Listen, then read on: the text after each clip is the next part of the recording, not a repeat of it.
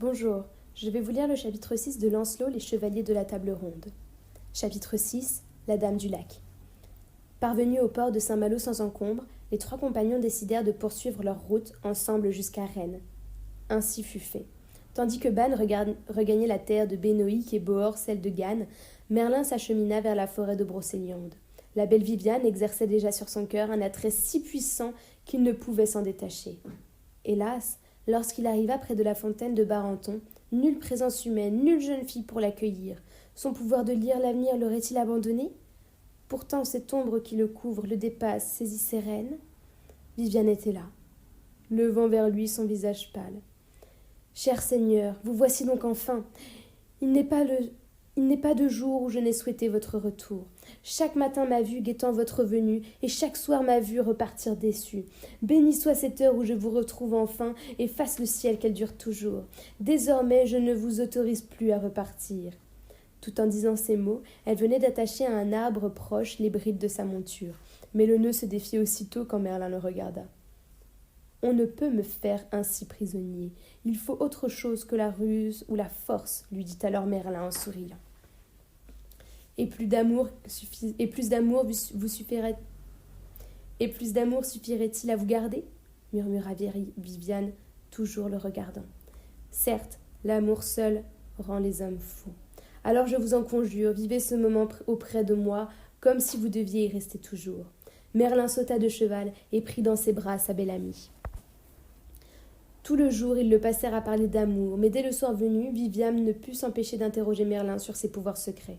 Ce soir-là, à sa demande, elle obtint de lui un talisman qui empêchait qu'aucun homme ne la prenne jamais sans son consentement.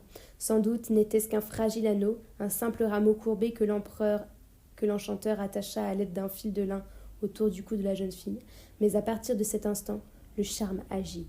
Jamais plus Merlin ne connut la paix, car chaque fois qu'il souhaitait prolonger leur étreinte doucement, elle le repoussait, ne lui accordant jamais plus de tendresse que lors de leur première rencontre. Merlin, pris au piège de l'amour, souffrait. Pour oublier sa belle geôlière, il partait des journées entières chasser dans la forêt de Brocéliande, mais le plus souvent, il demeurait à deviser auprès de son ami, qui sans cesse le questionnait sur l'art des sortilèges. Que de secrets lui furent ainsi livrés. Elle les notait tous sur un grand livre d'une écriture parfaite et soignée. Un soir qu'il passait devant un lac, l'enchanteur lui demanda « Savez-vous pourquoi ce lac se nomme le lac de Diane ? Me l'apprendrez-vous, cher maître ? La déesse Diane se plaisait à chasser dans notre forêt de Brocéliande. Elle avait pour amant Faunus, mais un jour elle s'est pris d'un autre. Lors d'une chasse, un sanglier blessa grièvement l'amant de la belle chasseresse. L'entraînant jusqu'à une fontaine asséchée en cette saison, elle l'y fit descendre. « Couchez-vous là. Les herbes et l'eau de cette fontaine ont le pouvoir de guérir quiconque les touche. » Mais à peine le jeune homme allongé, elle précipita sur lui les dalles descellées de la margelle. Puis, afin de parfaire son œuvre, elle fit couler du plomb fondu. De retour auprès de son nouvel amant, elle ne put se tenir de lui raconter comment elle s'était débarrassée du gêneur. « Femme monstrueuse, comment pourrais-je t'aimer maintenant que je connais ta cruauté ?» Et la saisissant par sa longue chevelure, il lui coupa la tête et jeta son corps dans le lac qui porte son nom depuis ce jour.